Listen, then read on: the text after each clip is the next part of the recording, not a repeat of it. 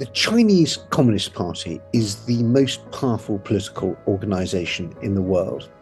And we all know that it thinks really long term and it tries to exert influence all over the world. But that doesn't make it invincible. Over the past year or so, we at CEPA have been looking at Chinese influence in the Central and East European region, and it's not a success story.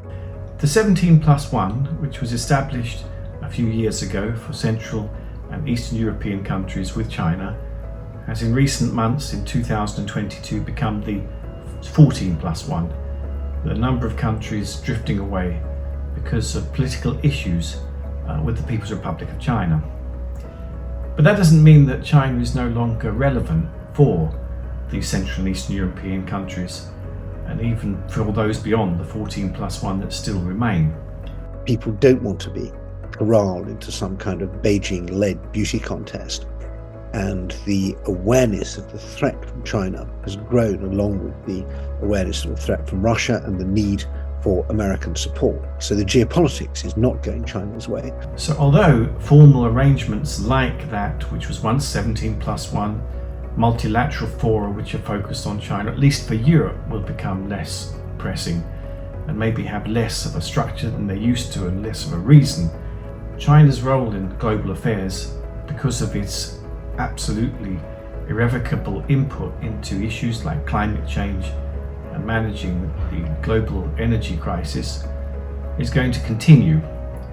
And despite the very difficult political situation between China and Europe and America, with arguments over Taiwan, Hong Kong, human rights and other issues, it's unlikely that these powers will be able to completely ignore each other. In fact, I would say it's impossible.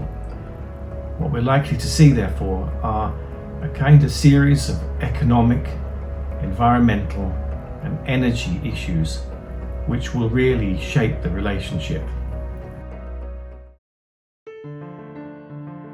With the energy crisis in Europe because of the Russian invasion of Ukraine in early 2022, China has suddenly started to figure as potentially a supplier, or at least an enabler of supplies of energy to some European countries. The big infrastructure projects, when you scratch below the surface, are not nearly as impressive as they seem. A road to nowhere in Montenegro, a railway between Belgrade and Budapest, some of it has been built. Some attempts to have a high-tech industrial park in Belarus, but none of it really stands up to scrutiny when you look at it.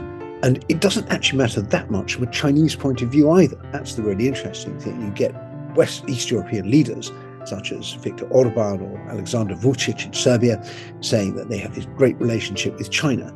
But Xi Jinping and his colleagues in Beijing don't wake up every morning thinking, wow, we have this great relationship with Hungary and Serbia. While we complain about rising inflation across Europe, we also have to recognise that trade with China has in many ways helped us to manage inflation over the last decades, simply because of being able to source more economic and cheaper goods. And China's role, despite some companies looking, for instance Foxconn, to manufacture in India and elsewhere, is still a very important manufacturing partner.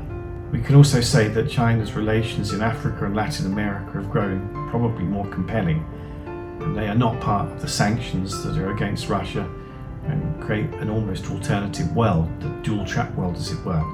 The one outcome that I am confident we won't see is China not having a role, and that is the way in which we shall be able to understand future scenarios.